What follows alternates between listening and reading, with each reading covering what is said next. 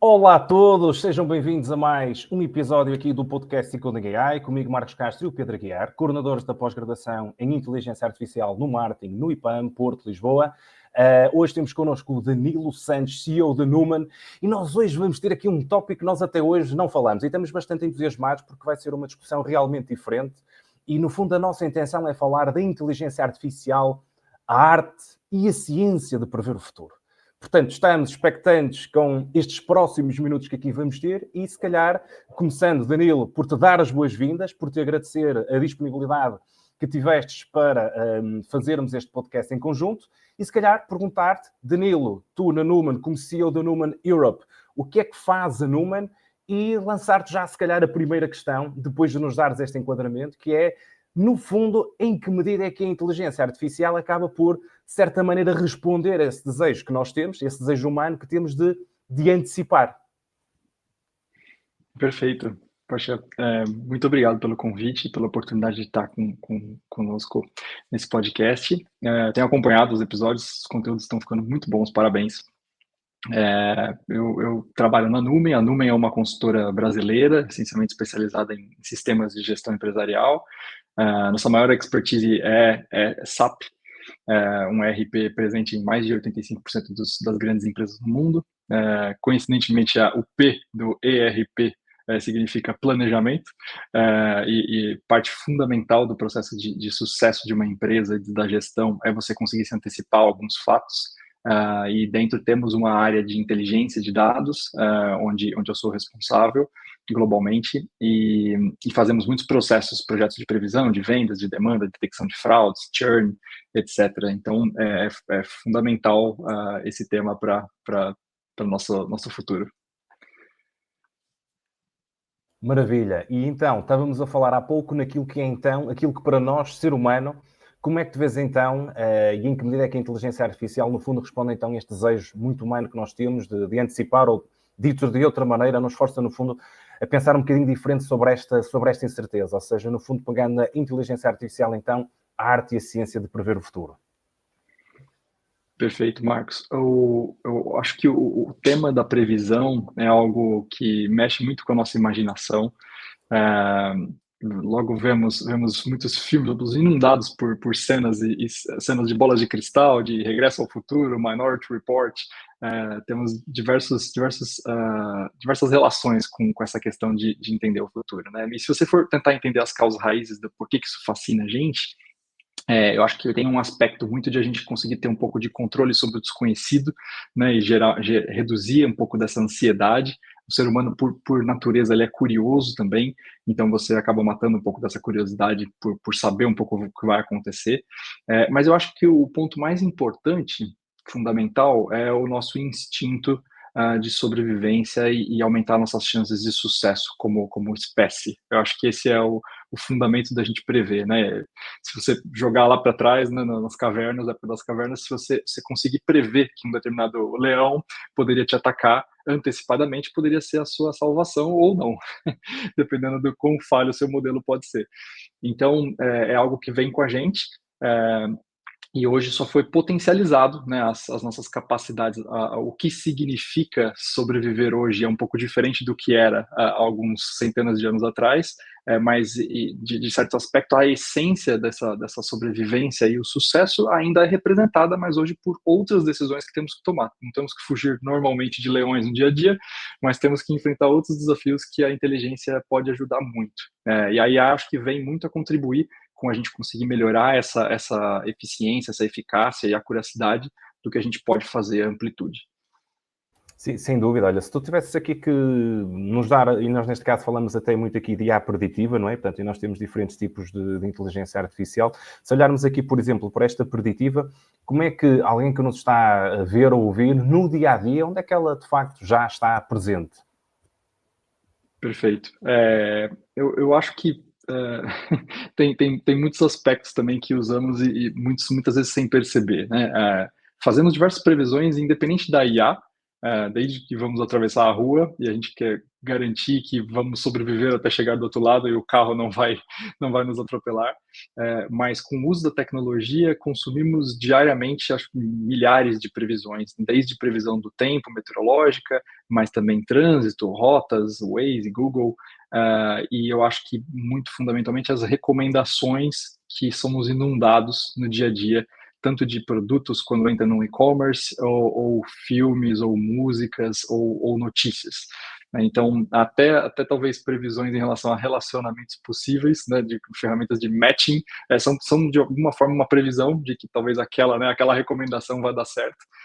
Então, estamos muito apostando em previsões e modelos e algoritmos para tomada de decisão. Sim, sem dúvida. Tu agora lembraste-me, houve aqui há alguns anos alguém que pegou no Google Maps, numa cidade, acho que foi europeia, não é? Colocou centenas de telemóveis apenas e só numa espécie de um carrinho pequeno e andou a transportá-los pelo centro da cidade, ou seja, teoricamente, no Google Maps, o trânsito estava caótico, mas não, era só um tipo que tinha centenas de telemóveis com a aplicação ligada a correr ali. Ou seja, até que ponto é que, de facto, nós devemos interpretar de maneira accurate, ou até que ponto é que devemos confiar, entre aspas, cegamente na tecnologia, sem nos desligarmos daquilo que depois é, de facto, o mundo real? Sim, quanto mais os modelos nos ajudam e acertam, mais a gente confia neles. E menos a gente percebe que eles existem, porque automaticamente a gente não assume mais tomar aquela decisão, né? Então, o Waze, mesmo o trânsito, é um bom exemplo. Se você acostumar muito a dirigir sempre colocando o endereço, você realmente passa a não prestar atenção e nem saber, eventualmente, como chegar nos lugares. E é um fato muito curioso se você anda com alguém que não costuma andar com o Waze, né? E a pessoa provavelmente ela vai olhar para o caminho que o Waze fez e falar assim, não, mas esse caminho não faz sentido, né? Tem algum caminho melhor aqui que é só virar para a esquerda que a gente já sai ali. E pode ser que a pessoa realmente esteja certa, porque não é garantido que é a melhor opção de todas, né? É um problema NP-hard, é um problema complexo de se resolver, mas que costuma ser bom, né? Então a gente acostuma muito com esse uso. Então essa questão de discernirmos um pouco bem sobre se faz sentido ou não faz sentido o consumo que estamos fazendo, né? Nesse caso do Waze, não acho que é tão grave ainda, mas quando pensamos na distribuição de conteúdo, eu acho que talvez seja um assunto muito mais polêmico, porque acabamos consumindo, né, criamos bolhas de conteúdo onde as pessoas acabam consumindo apenas as informações que confirmam as suas crenças para gerar uma satisfação de curto prazo, e isso vai gerando uma polaridade, um distanciamento das pessoas. A gente vê isso, né, que está acontecendo na política, na economia, na relação entre os países. Então, tudo isso é efeito colateral de as pessoas não consumirem de forma automática uma informação que está sendo entregue e não irem buscar nos caminhos mais difíceis. É pensamento crítico, não é? Que é Sem algo que temos pensamento falado crítico. bastante, não é? Exato. Muito bem. Eu tinha aqui 2 pontos, Danilo. Estava agora a ouvi-lo e realmente esta última pergunta do Marcos, nós vamos lá ver, é próprio do ser humano, não é? Portanto, quando se faz uma previsão, e o caso do Waze é típico, quando se faz uma previsão e essa previsão acerta em 20 vezes, acerta 19 vezes, nós vamos nos fixar naquela que eu disse, opá, vou virar à direita porque já a conheço, não é? E realmente eu acho que quem trabalha nesta área tem sempre esta... Nós buscamos a falsidade da teoria e não a veracidade, o que curiosamente também é um... Como é que eu ia dizer? É um objetivo muito da ciência, não é? A ciência, quando tem uma hipótese para passar a teoria, ela procura algo que vá contra essa hipótese e não que diga que é verdade, não é? Que refute, não é? Exatamente. Nós hoje em dia o que vemos é uma mentalidade de muita gente que diz, opá, vamos dizer assim, os imigrantes são todos desta forma porque há um que então são todos, não é? Portanto, nós hoje estamos num mundo onde pensamos um bocadinho o contrário da que... Falamos na ciência, achamos a ciência uma coisa fundamental, mas atuamos exatamente ao contrário daquilo que é a ciência. E pronto, eu não sei se isto, antes de, se calhar, como já vou longo, antes de falar na segunda nota que eu tinha aqui, Isso para vocês é um problema, esta dificuldade com a previsão? É, digamos, ou é até um motivo de evolução e uma causa para vocês melhor evoluírem?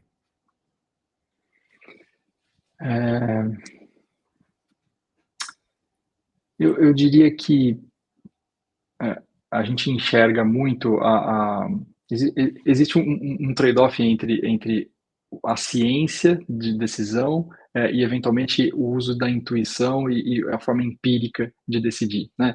E eu vejo esse trade-off de uma forma um pouco diferente, porque a intuição, no caso, eu acho que é um acúmulo de experiência que uma pessoa teve ao longo da vida e que no fundo, se a gente considerar que o cérebro ela é uma máquina de fazer previsões e que ela está sendo treinada desde que a gente nasce, aquela intuição ela tem um determinado valor.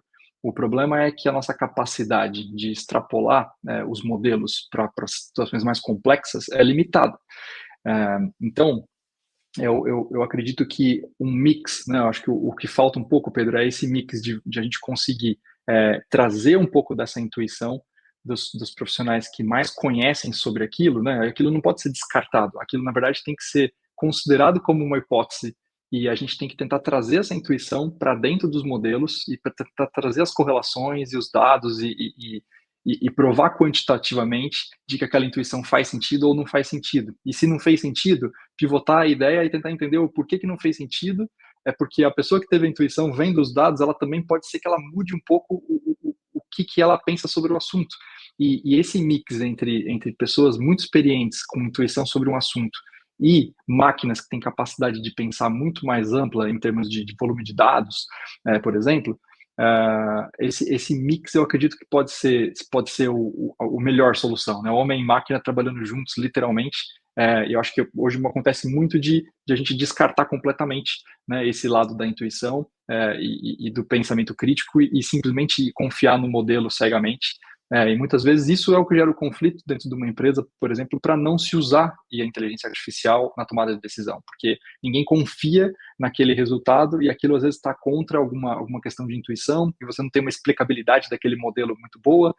Então isso é um desafio dentro das corporações, mas que a gente tenta fazer com essa junção de a gente não descarta, a gente não substitui, a gente amplifica o potencial e o conhecimento que as pessoas têm já sobre aquele negócio, né? Não somos especialistas em todos os negócios, aliás, quase nenhum.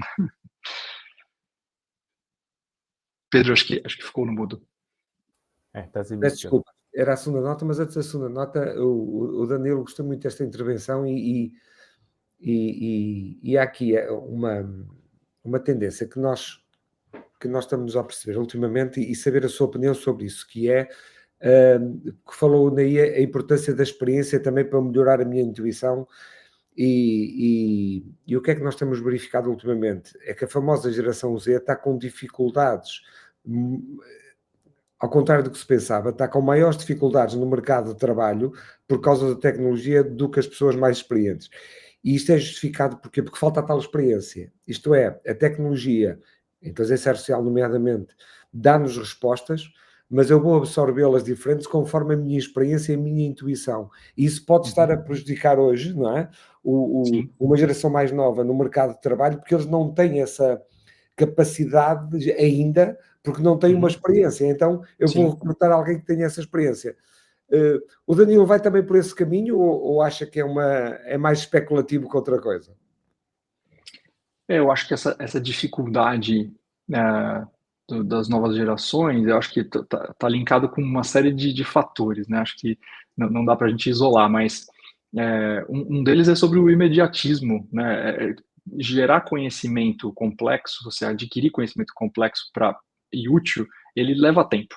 Né? Você não consegue, não é só porque você abriu a capa do livro ou assistiu os primeiros 5 minutos de um vídeo no YouTube, né, ou viu um vídeo no TikTok, que você já realmente entende sobre aquele assunto. Né? E esse imediatismo, acho que depois que a gente teve aí um marco que foi colocar o vezes 2 nos áudios do WhatsApp, né, ter videozinhos de menos de 5 segundos e o scroll infinito que o Instagram inventou e os stories, esse conjunto de coisas fez com que as pessoas elas perdessem a paciência de se dedicar sobre um assunto por tempo suficiente, né, para de fato dominar ele, né? Então Eu gosto de incentivar bastante exatamente o contrário, né? Assim, você tem um livro, né? É totalmente o contrário. Você lê um livro que não tem imagens nenhumas e é grande, longo, você não vai ser inundado de hormônios no curto prazo. Você vai ter a satisfação só quando você realmente entender o contexto inteiro, né? A mesma coisa, aprender um instrumento musical, alguma coisa que você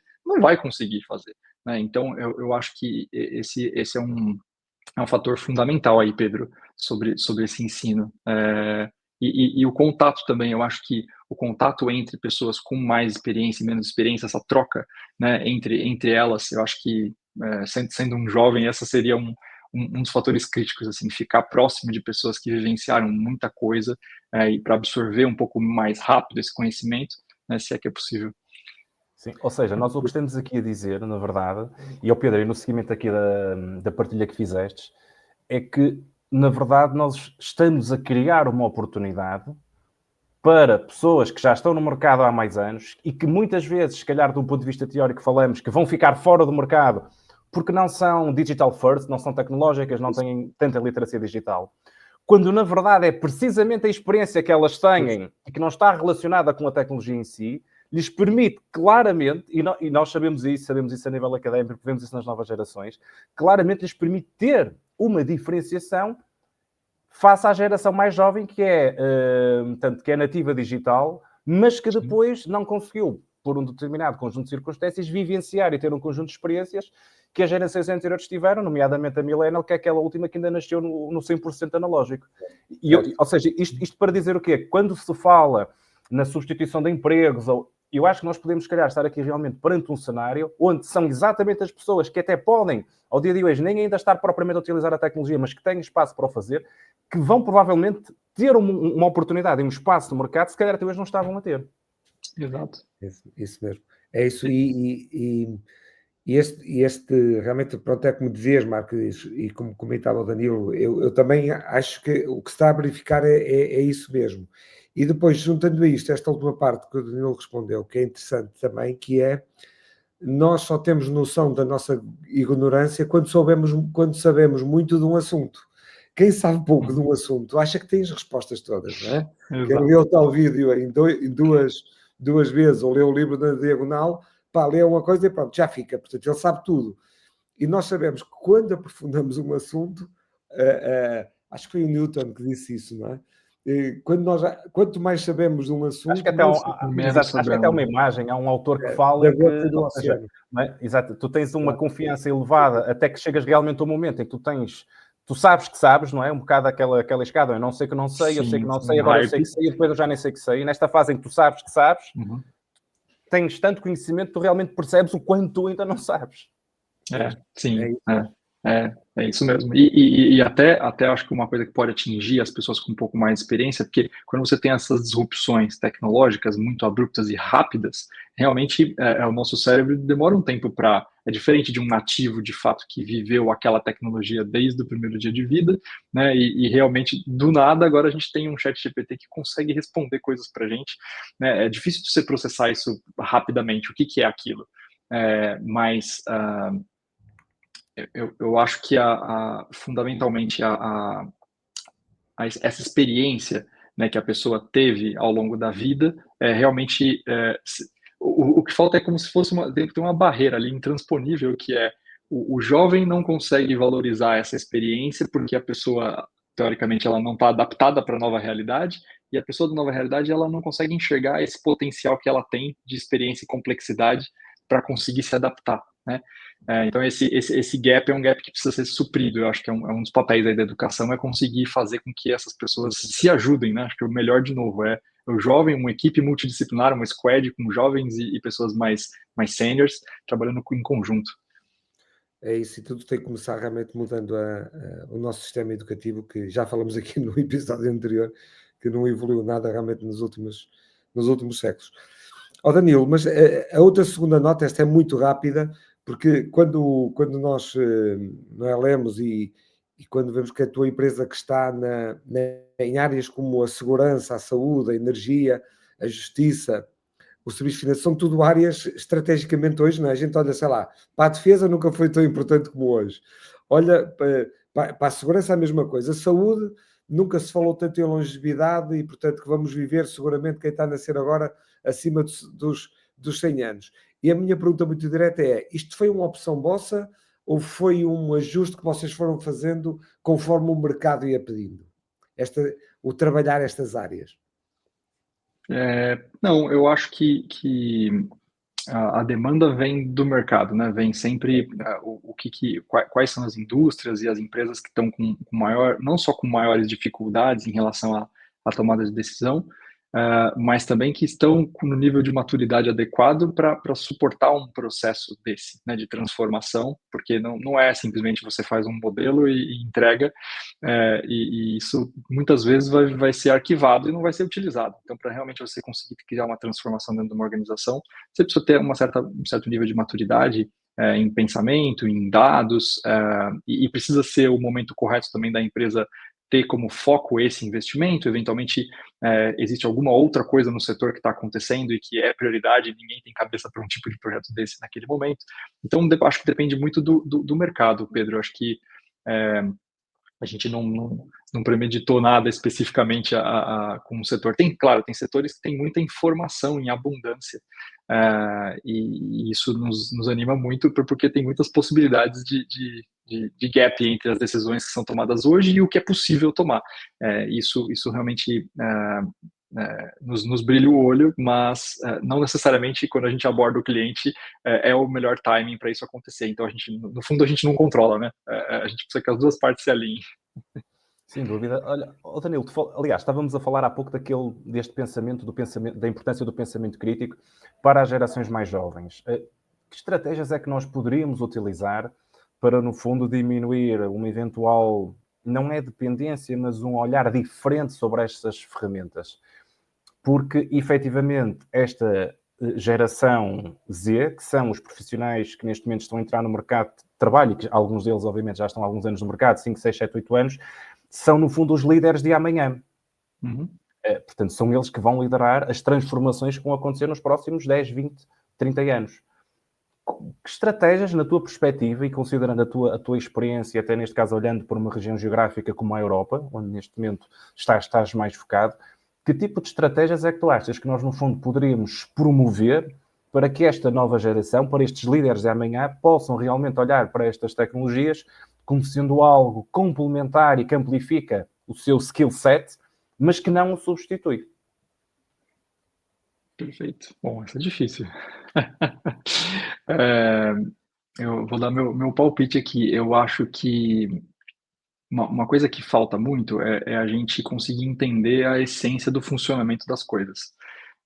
Então, para coisas físicas, é um pouco mais fácil, né? Quando você vê um motor, por mais que você não seja um mecânico e não tenha estudado como fazer uma engrenagem ou um parafuso, você consegue entender o mecanismo por trás, né? O motor a combustão, no geral, como funciona um motor elétrico, e no fundo aquilo vai girar e o giro do motor pode ter aplicações desde transporte até você conseguir tomar um milkshake de uma forma mais rápida, né? Então, e você abrir a sua persiana, o seu store. Então, é um pouco mais visual, é um pouco mais claro de você entender, e as pessoas se sentem um pouco mais confortáveis de entender, ok, tem um motor, então eu não preciso entender os mecanismos, mas eu já conheço mais ou menos como funciona. Isso dá possibilidades para você trabalhar a criatividade em cima, e a pessoa vê o motor como uma possibilidade de amplificar o que ela sabe fazer, né? Se ela vê a vida dela com motores.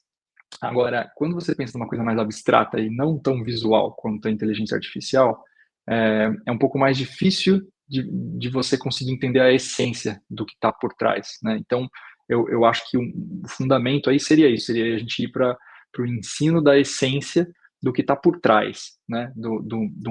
O que é um modelo preditivo, né? O que é uma inteligência artificial, tem as N variações e complexidades que você precisaria para implementar na mão, né, o código, mas no fundo não é todo mundo que vai precisar desse conhecimento nesse nível.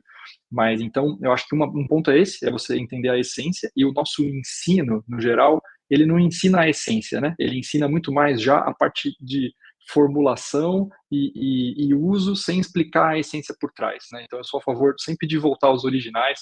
Tive um professor de matemática que eu foi o melhor professor da minha vida, o professor Ricieri, e ele me ensinou muito com base na origem de todas as coisas, e tudo nasce da necessidade. Então, assim, aquilo nasceu com base em alguma necessidade, e quando a gente vê uma necessidade, a gente pensa em solução. Então, muito mais do que fórmulas, um log e raiz quadrada e tal, para que isso aí vai resolver qual tipo de problema, né? Então, se a gente tentar tangibilizar alguns problemas reais, mas de uma forma um pouco mais simplificada, para ser um pouco mais palatável, ensinar a essência do pensamento de como resolver esse problema, né? E juntar e mostrar que essa pessoa ela é capaz de fazer, né? Se ela é capaz de fazer um pequeno motor pequenininho, ela já é capaz de entender praticamente qualquer motor do mundo, e ela não precisa nunca mais fazer motor.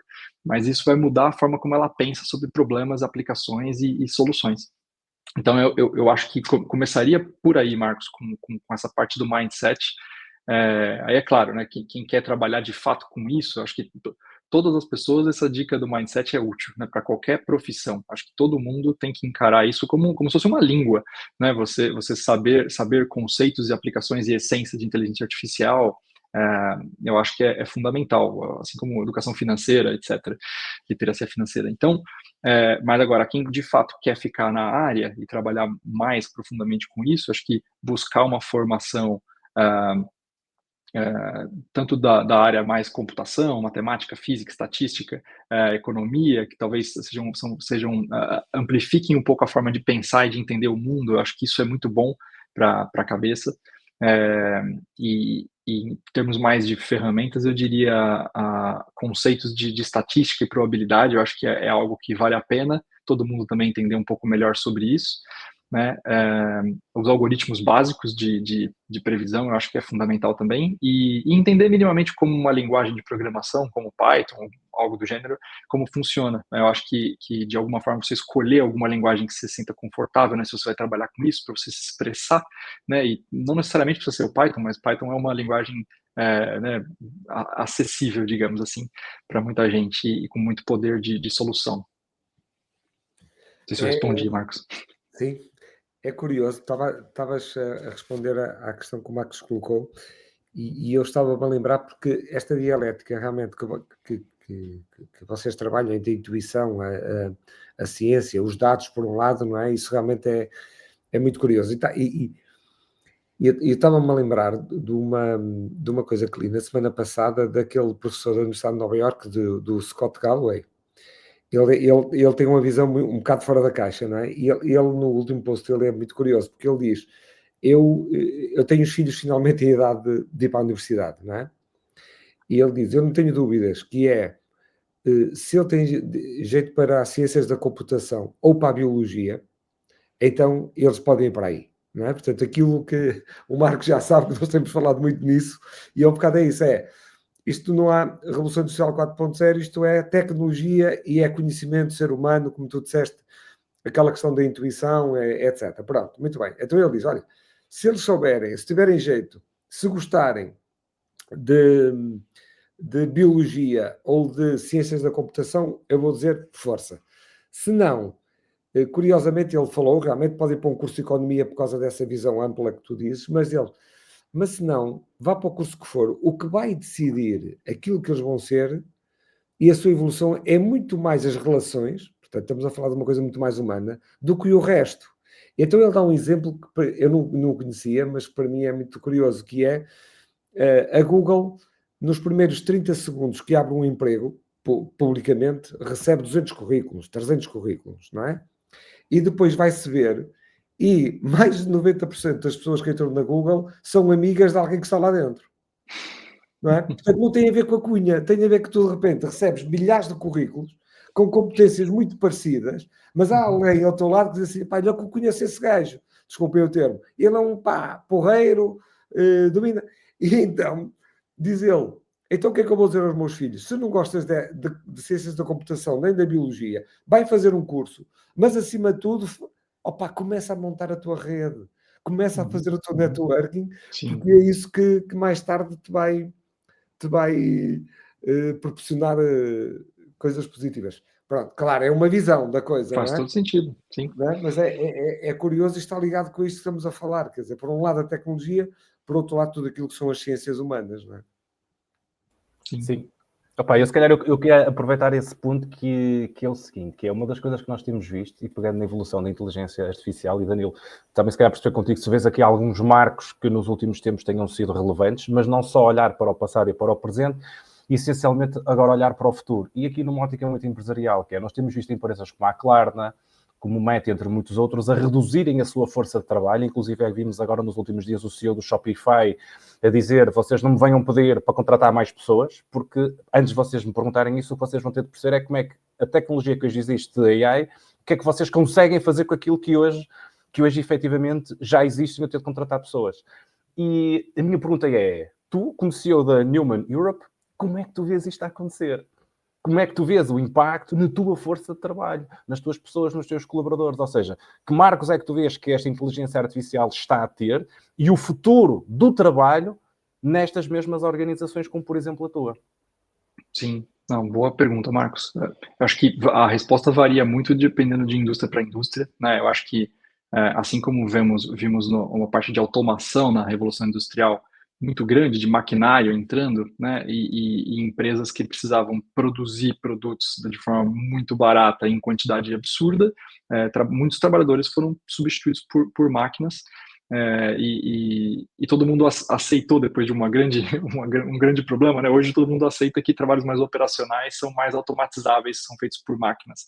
É, e o ponto é que a inteligência artificial ela começou a entrar em algumas ações, alguns trabalhos que eram mais exclusivos de forma humana, né?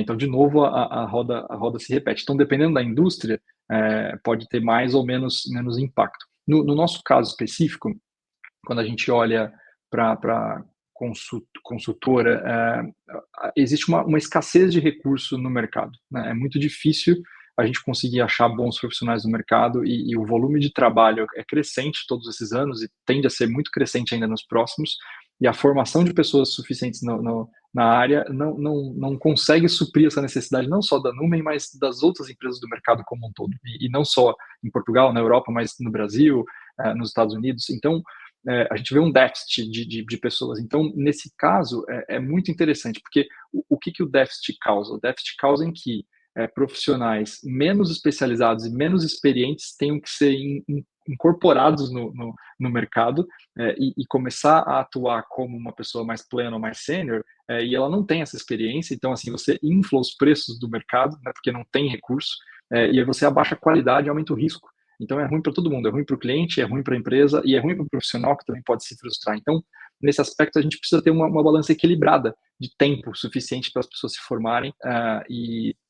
Então, se a gente conseguir que parte do trabalho que é menos, que é um pouco mais operacional, a gente consiga colocar máquinas, então o ponto não é desligar pessoas, e sim a gente conseguir, de fato, crescer o que a gente pode crescer, porque a gente não consegue crescer hoje por causa do ritmo de trazer pessoas, de formação de pessoas, que é lento, é orgânico, né? Então, eu vejo muito como essa amplitude. E também vejo uma questão muito filosófica e bonita aí, que eu acho que quanto mais a gente tiver o potencial aí das máquinas fazerem alguns tipos de atividades para nós, mais a gente tende a se encontrar também nesse mundo em termos de o que é o nosso diferencial. Você precisa fazer uma autorreflexão, né? O que de fato a essência do que você quer fazer, às vezes tem realmente uma parte operacional em cima do que você acha que é a essência, e que agora está caindo na ficha de que aquilo não é exatamente o mais importante, mas sim o que está por baixo daquilo, né? Então, a criatividade, você conseguir conectar os pontos, as relações, e você ter os insights corretos naquele momento, direcionar, conseguir validar, conseguir se comunicar com clareza. Então, tem uma série de outras questões que as pessoas podem agora, né? Você tirou a água e agora as pessoas podem olhar e visualizar esse novo talento, mas vai exigir, né, essa reflexão, uma reflexão não tão fácil de se fazer também, né, a respeito qual que é o nosso papel, né, nesse novo mundo, e as instituições de ensino, de novo, também têm essa missão, né, de ajudar a gente quebrar um pouco os silos, né, porque os silos eles foram muito de revolução industrial, certo? A gente precisa produtizar a educação. para a gente conseguir formar muitas pessoas que sabem fazer isso, mas assim, quando isso passa a não ser mais tão relevante ou tão necessário e a demanda disso cai, a gente precisa repensar também como montar a fábrica, né, para ajudar as pessoas. Então, eu acho que conecta um pouco nesses pontos. Sem dúvida. Vou se calhar colocar então agora a questão de outra forma. Uhum. Olhando para o processo de recrutamento hoje que a Numan tem, estamos a falar o exemplo aqui da Numan como um exemplo, obviamente, como podemos estar a falar de outras consultoras, e aquilo que o Numan procura hoje num profissional, soft skills ou human skills versus hard skills, daqui a 5 anos, o que é que tu prevês que mude no skill set que a empresa quer contratar? Ou seja, muda algo a nível de hard skills, muda algo a nível de soft skills, ou vai-se manter tudo igual? A gente vem já ao longo dos últimos anos, a empresa era fundamentalmente mais de engenheiro, né, mais cartesiana, e a gente vem ao longo do tempo inserindo, né, não removendo, mas inserindo e colocando junto nesse convívio pessoas com um pensamento mais aberto de design thinking, o que essa mescla é muito interessante. A gente participou no ano passado de um hackathon onde a gente ganhou da SAP, da SAP, e que foi muito bonito ver a equipe multidisciplinar funcionando, né? A gente vê claramente como só um lado ou só o outro poderia chegar até um determinado ponto, mas só essa união entre eles que realmente cada um deles valorizando a habilidade do outro. Falou assim, é incrível isso que você sabe fazer, né? E eu não faço a menor ideia como você faz isso, mas você consegue me entender, eu consigo te entender, a gente se respeita e a gente consegue criar algo melhor do que a soma das partes aqui, né? Então, eu acho que esse pensamento um pouco mais de design, eu não sei se design é exatamente a palavra, mas é um pensamento um pouco mais aberto, abrangente, de pensar, né, menos fechado, menos binário. Acho que esse é um papel. O outro é que eu acho que nós criamos um departamento, né, nós criamos um plano, um programa de AI interno, onde a gente estimulou as ofertas para os clientes que a gente está criando, mas a gente também criou um AI Innovation Hub interno focado na nossa eficiência operacional. Então, assim, como podemos entregar um projeto de uma forma muito mais eficiente do que a gente entrega hoje? Como as pessoas podem trabalhar em 2 ou 3 projetos ao mesmo tempo, se hoje elas têm que ficar focadas em um único projeto? Para fazer isso, é necessário a gente eliminar os desperdícios. Tem muito desperdício. Então, assim, o mapeamento crítico de onde a gente desperdiça, né, e o que pode ser automatizado, o que pode ser potencializado, né, e qual que é o papel dos grandes arquitetos que a gente fala, que são as pessoas que realmente têm uma senioridade não só em uma disciplina, mas em várias disciplinas e conseguem conectar os pontos. Essas pessoas tendem a ficar cada vez mais essenciais na nossa organização. Se pudéssemos, teríamos só arquitetos, mas não é possível por uma questão de custo, certo? Se você não consegue ter só profissionais sênior dentro de uma empresa de consultor. Então, agora, cada vez mais, eu acho que no futuro a gente vai conseguir ter uma proporção muito boa de pessoas com muita senioridade pela amplitude de capacidade de ajudar outros projetos e outras pessoas que essa pessoa vai ter com IA. Então, é isso. Acho que pensamento crítico vai ser com certeza uma tendência. Pensamento sistêmico, a gente tem usado bastante metodologia de pensamento sistêmico para tentar identificar as hipóteses, causas raízes, né, correlacionar as coisas. Aquilo pelo menos dá uma vislumbra para a gente, né, como visualmente as coisas estão conectadas. E de novo, sempre no pensamento científico de vamos ver se isso faz sentido, depois a gente volta ao prancheta e a gente repensa de novo como que essa coisa funciona. Mas é importante sempre ter esse pensamento crítico em cima e essa busca por essência também, os first principles aí, né, ir nos princípios, porquê das coisas, essa curiosidade, a gente acha que vai ser fundamental cada vez mais. Danilo, é curioso porque quando falas na essência, no pensamento crítico, etc., é uma coisa que nós temos falado sempre na inteligência artificial preditiva, não é? E agora fazendo aqui a ponto para a inteligência artificial generativa. Uhum. E realmente nós, pelo menos a ideia que eu tenho é o pensamento crítico ainda é mais importante na inteligência artificial generativa, não é? Portanto, nós temos que ser críticos, porque a preditiva muitas vezes é que falávamos há um bocado. O Waze pode-se enganar, mas acerta muito mais vezes, não é? Uhum. A generativa não, a generativa é uma coisa mais subjetiva, é uma coisa que tu tens de ter um trabalho e, portanto, nós estamos a ter uma conversa essencialmente, claro, que é o teu business, o teu negócio, onde está na preditiva, Agora, que importância é que tem a generativa também no teu negócio? Ou tem menos, ou está ao mesmo nível, ou está ao mesmo nível, mas como é tão transversal em todas as áreas de negócio, vocês não a têm como uma prioridade? Pronto, como é que tu articulas estes dois tipos, digamos? Certo. Eu acho que é bastante complementar, Pedro.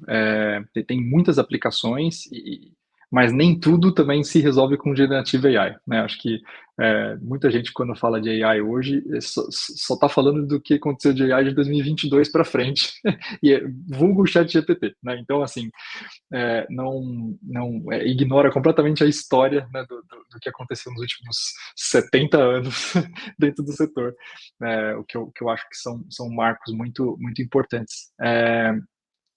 Mas eu acho que a Generative AI especificamente, a gente tem uso interno, então desde pensando na área de recrutamento, seleção, né, de pessoas, a gente tem uma base de currículos, por exemplo, gigantesca, e é muito difícil você conseguir ter. Como que você faz você tem uma vaga que você precisa de uma pessoa que tenha pelo menos 15 anos de experiência e tenha uma formação sólida em alguma coisa, fluente em uma determinada língua, e conheça de algumas tecnologias específicas.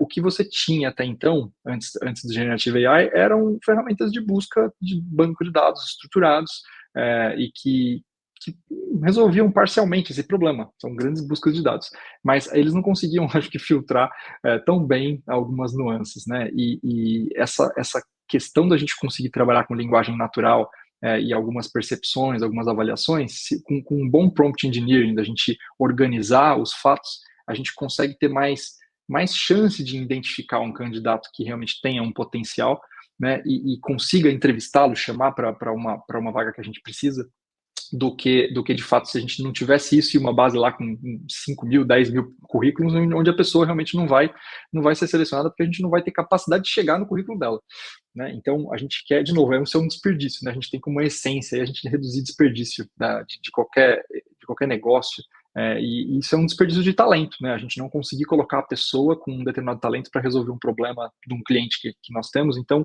a gente vê com muito bons olhos essa percepção. Por mais que possam ter algumas falhas, a gente tenta criar um processo. Então, assim, tem alguns prompts, a gente consegue ter umas verificações, e no pior caso, você vai abrir aquele currículo e o humano vai checar e vai falar, não, esse aqui não vai fazer sentido por causa disso, disso, disso. Inclusive, a gente tem que adaptar e melhorar nosso algoritmo de busca e nossos prompts, colocando mais uma exceção, porque tem algumas coisas que tem que considerar.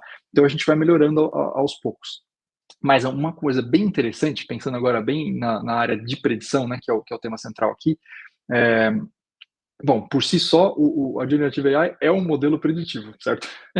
Então, já temos um modelo que para ele funcionar, ele é um modelo preditivo muito curioso, que é um baita de um breakthrough, da gente conseguir ter naquele nível de contexto de palavras, né, é um negócio muito bacana. Depois a gente pode olhar um pouco os passos, pelo menos os passos fundamentais por trás dessa revolução, mas então ele já é um modelo preditivo, mas ele não é usado necessariamente para predição. A gente usa na Numen, a gente tem uma ideia de que qualquer tipo de analytics que você vai fazer, desde um descritivo até um prescritivo de você, né, tomar uma decisão otimizada, todos eles podem ser complementados e turbinados por Generative AI. No caso de análise preditiva, a gente vê a questão da parte de feature engineering. Então, quando a gente pensa em criar novas features dentro de um modelo, né, e aí que eu acho que é um pouco da arte da predição, a gente usava há algum tempo atrás, por exemplo, análise de sentimento. Então, você conseguiria pegar dentro de uma rede social, uma empresa quer saber como o produto dela, quanto que vai vender daquele produto, e você pode ver quanto estão falando bem ou mal daquele produto. E para você saber isso, você tinha um score baseado em algumas palavras-chave. Falou alguma palavra X, Y, Z, isso aqui está associado a bom, né? A palavra M é muito ruim. Então, você tem várias um algoritmo simples, aí, uma heurística, para conseguir identificar esse sentimento. Essa análise foi evoluindo um pouco ao longo do tempo, mas hoje, o nível de análise de sentimento que a gente consegue fazer, determinado, não só pegando palavra-chave, mas o texto inteiro, e não só, às vezes, um texto, mas um encadeamento de posts, ou até um vídeo, e quase em tempo real. Então, isso permite que a gente extraia muita informação relevante e transforme isso num dado estruturado, que é uma feature nova que vai entrar dentro de um modelo preditivo que está rodando com uma IA clássica, ou às vezes nem IA pode ser simplesmente com um modelo estatístico, um modelo mais simples. Então, essa é a conexão, é o potencial de você pegar uma tecnologia que foi criada há 200 anos atrás e turbinar ela com uma tecnologia de 2 anos atrás, porque agora você tem como extrair em tempo real um volume muito grande de informação e transformar ele na forma que você precisa. Então, essa é uma forma importante aí. Ou seja, nós na verdade estamos aqui muito a falar de um tópico que até tu próprio sugeriste até para esta nossa conversa, que é muito esta comparação entre o mundo determinístico, não é? Onde a previsibilidade é altamente elevada, porque temos variáveis e fatores que nós controlamos, mas depois nós temos este mundo estocástico, que é efetivamente aquilo que é o nosso dia-a-dia, onde a imprevisibilidade está sempre presente. E vamos dar um caso prático, por exemplo, estas tarifas nos Estados Unidos, que neste momento os Estados Unidos estão a aplicar a diversos países, na verdade, nós não sabemos qual é o resultado, ou seja, falamos aqui do mundo estocástico, quando a tecnologia pode ser utilizada para fazer forecast, mas a incerteza que existe no mercado é enorme, ou seja, mesmo que nós tivéssemos uma IA preditiva, que nos pudesse dizer como é que, digamos, a Bolsa de Valores vai evoluir, não é? Como é que o mercado de ações vai evoluir, ela não prevê acontecimentos como estes, não é? Portanto, que são acontecimentos macroeconómicos que afetam de maneira absolutamente decisiva aquilo que é a evolução dos mercados. Como é que tu vês, então, a evolução da tecnologia para este mundo determinístico e para este mundo estocástico? Como é que tu a vês, de facto, como é que ela se enquadra no mundo, lá está, cada vez mais, há quem diga que é um mundo VUCA, não é? Portanto, depois há aqui um conjunto de conceitos, mas que no fundo é cada vez mais volátil, que é cada vez mais incerto. Como é que tu vês aqui o papel da inteligência artificial aqui no meio disto? Perfeito. Essa é uma pergunta muito boa. Vamos ver se como que vamos evoluir. Eu acho que se a gente conseguir pegar a partir de uma coisa muito simples, né? Então, acho que o exemplo da mesa da bola de bilhar, né? Então, assim, se você tem ali, né, algumas bolas numa mesa de bilhar e você consegue calcular, dado o que foi feito, né, onde que a bola vai parar no final, né? Então, uma coisa determinística. Mas se a gente começa a colocar alguns elementos, não, mas em vez de jogar numa mesa padronizada, você joga em um terreno mais acidentado, né? Coloca uma mesa um pouco torta. Em vez de jogar num lugar indoor, você joga num lugar outdoor com um pouco de chuva. O taco, na hora de bater, ele tem uma ponteira que está meio torta. Então, cada aspecto que você coloca de extra na complexidade desse modelo faz com que ele vá ficando cada vez menos determinístico, porque, no fundo, o número de possibilidades e informações que teríamos que considerar para ter o cálculo exato é muito grande, né? Então no fundo, a gente tem muitas coisas que são, sim, por serem simplificadas e aquelas coisas serem as mais relevantes para aquele fim, elas conseguem ser determinísticas, né? Então, como uma lei da física, né? Você consegue calcular o tempo que vai demorar para algo cair, né? A gravidade, você consegue, é exato. Você consegue calcular exatamente a trajetória do foguete. Então, isso é muito interessante.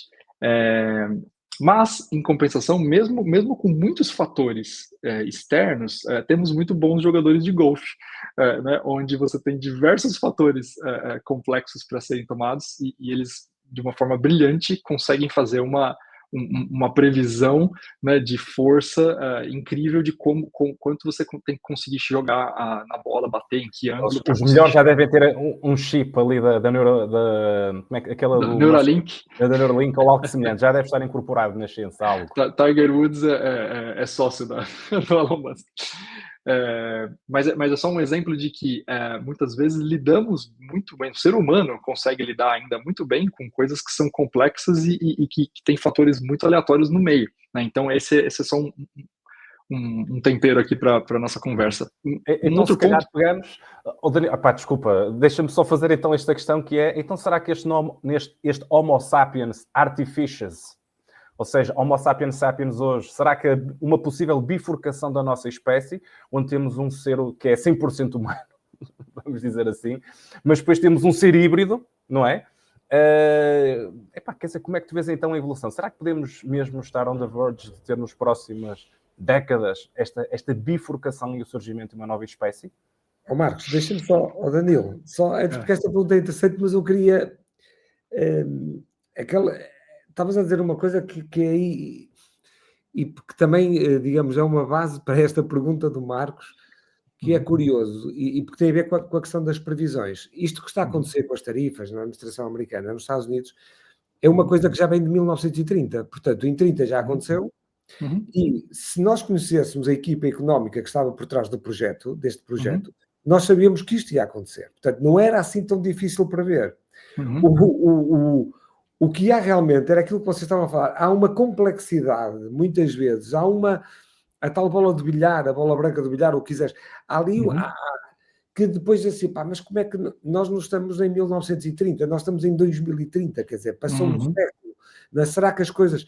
E eu acho que este exemplo, que agora estamos todos muito admirados, e que eu acho que a tecnologia não pode ser, mas era uma coisa muito fácil de prever, mas ao fim e ao cabo, não é?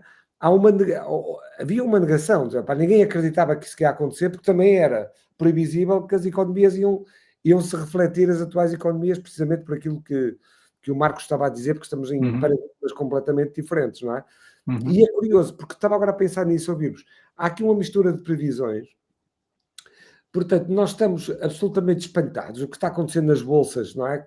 Hoje subiram exponencialmente, depois querem. Sabendo nós que as bolsas... Ainda penso que é o Trump que está a trabalhar a própria fortuna dele e dos amigos dele. Atenção que aqui não sou a favor nem de uns nem dos outros, mas sabendo isto, estamos a falar de 10, 15, 20% num dia, ok? Só com os principais ETFs. Portanto, a empresa, não é? Numa está também neste... A Apple teve a maior subida num dia desde 1998, por exemplo. Mas isto era previsível, não é? E porquê que as bolsas... Lá está, porque as bolsas são intuição, são sentimento, é ser humano. A tecnologia está por trás. Mas depois, no final do dia, realmente, eu acho que enquanto for assim, ainda bem, porque quando nós entregarmos tudo, então, à tecnologia, enquanto e isto é o tal, digamos, é o trigger para a pergunta do Marcos, para o Danilo responder. E quando for assim, ótimo. Quando nós tirarmos o ser humano do centro do processo, então começa a ser realmente mais complicado. Quer dizer, eu às vezes reflito. Eu tenho hoje um bocado, quer dizer, as pessoas começam a fazer currículos pela AI no LinkedIn e as empresas têm AI para ler os currículos, quer dizer, não é? E, portanto, já da parte de um lado e do outro... Onde está o mérito? Onde está o esforço? De repente nós conseguimos ter acesso a tudo aquilo que queremos. Onde está o prazer? Onde está realmente o prazer da vida? Sim. Ok. Força, peço desculpa ter interrompido. Não, muito interessante, Pedro. Muito interessante. Um complicômetro a mais na questão das tarifas é porque, normalmente, quando você tem um jogo onde o objetivo está claro, né? Então, temos um jogo de xadrez.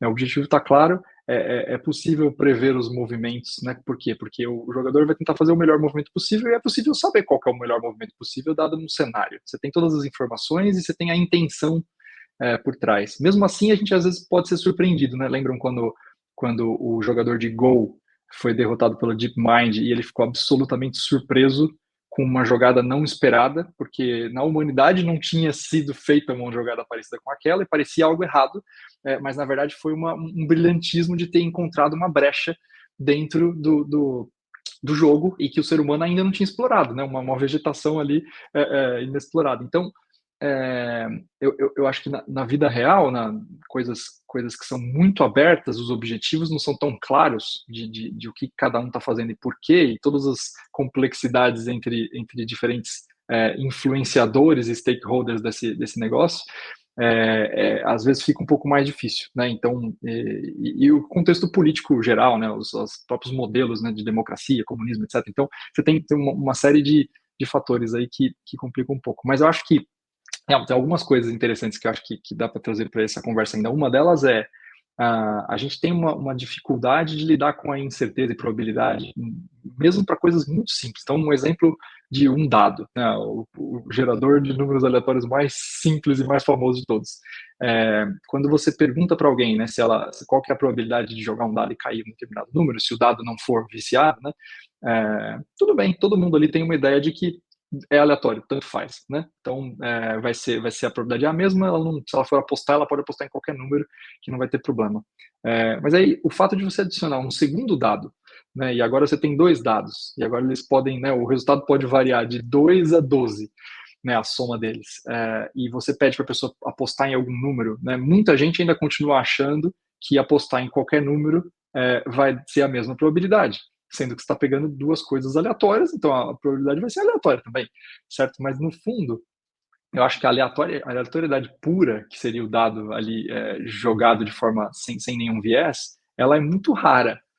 No fundo, a gente tem uma série de aleatoriedades e uma série de padrões na natureza, né? E nesse caso, se você entendeu né, se você entendeu o conceito desses 2 dados e que tem uma curva de distribuição, muitas das distribuições vão cair numa distribuição normal, e você tem uma assimetria em termos de probabilidade, e faz muito mais sentido você apostar no 7, porque você tem 6 vezes mais de chance de ganhar do que apostar no 2 e no 12, né? Então, se você descobrir isso, entender isso antes dos seus concorrentes, ou né, de quem você está competindo, você tem uma vantagem efetiva de competir, e você não está prevendo exatamente que vai cair o 7, porque não tem como prever que vai cair o 7. Mas... Quando se for jogar roleta, já sabemos que pelo menos no 7 temos de meter dinheiro, é isso?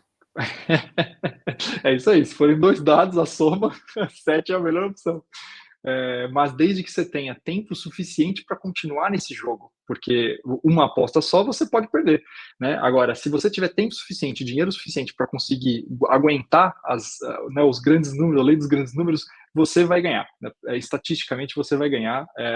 Então é um ponto que as pessoas têm muita dificuldade de entender isso. Você está pegando 2 coisas 100% aleatórias e transformando numa que não é exatamente aleatória, ela tem uma distribuição. Ou seja, ela tem um padrão por trás. Então, eu acho que essa é uma grande sacada, interpretar que em tudo que a gente vai fazer uma previsão existe uma certa aleatoriedade, mas se a gente for atrás de buscar quais são os padrões que estão ali dentro, talvez a gente consiga não prever com exatidão, mas a gente consiga prever com uma curiosidade um pouco melhor e prever as probabilidades de cenários. Então, uma gestão de negócio baseada em cenário com probabilidades é muito mais efetiva para um CEO tomar as decisões e de construir uma fábrica em determinado local.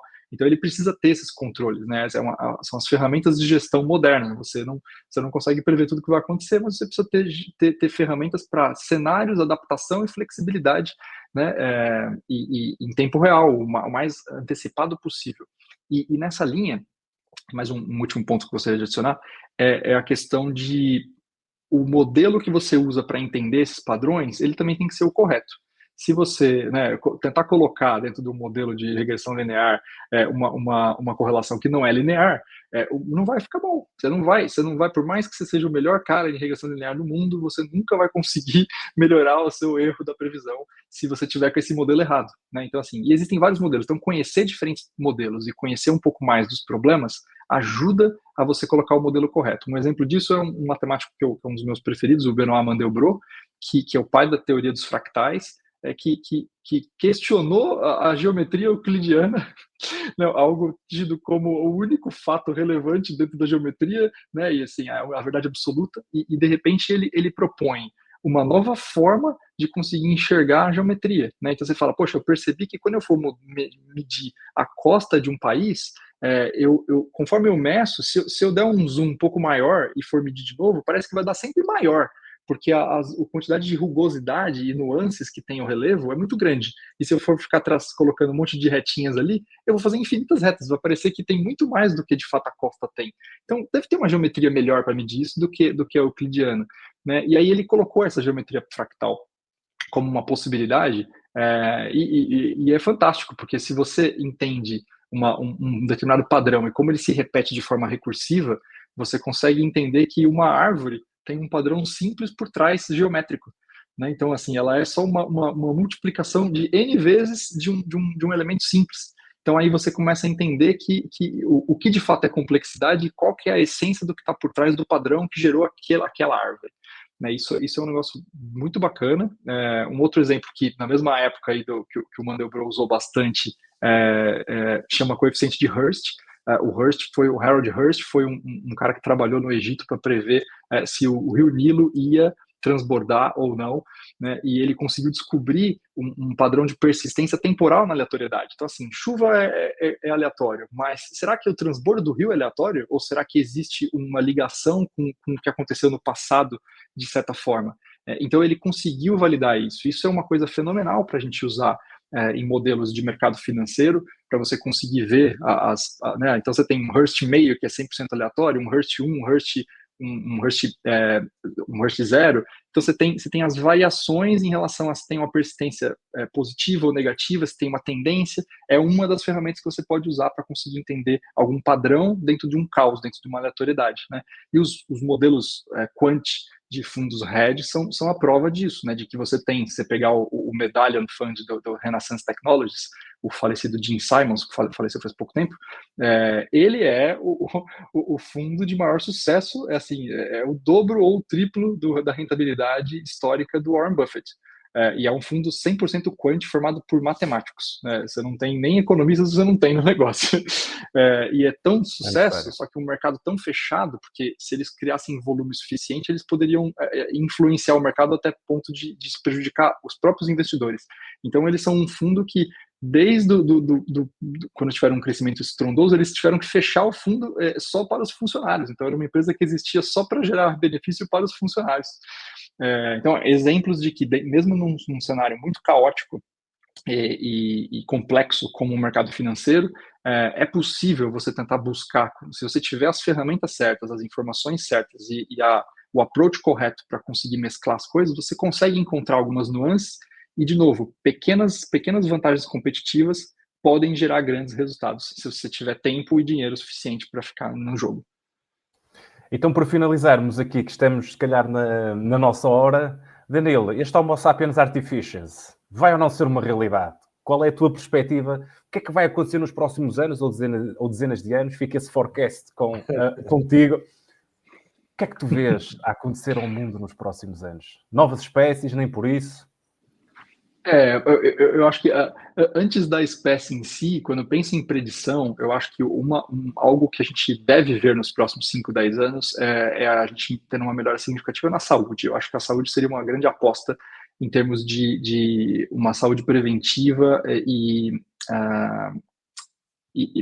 direcionada para individualizada, personalizada para as pessoas, porque a gente é uma combinação de coisas, né? A nanotecnologia, é a biotecnologia, junto com a robótica, junto com o IoT, junto com sensores, wearables, a estruturação de dados, genética e modelos cada vez mais inteligentes. Então, diria que uma resposta rápida, assim, em termos de predição, eu apostaria que a saúde, a gente teria uma revolução aí nos próximos anos. Agora, como espécie, eu acho que já vivemos, né? Se você considerar que o celular e o computador são extensões, né, da nossa capacidade, né? Se tira um celular de uma pessoa, ela não sabe nem o que fazer direito. Então, de certa forma, o homem com máquina junto, nem digo ciborgue aí ou coisa inserida dentro da pessoa, mas o homem com tecnologia está tão embarcado hoje que é quase uma espécie nova, né, em termos de capacidade e de forma de pensar e etc. Então, eu acho que isso já é uma realidade, Marcos. Acho que Já chegamos, já cá estamos.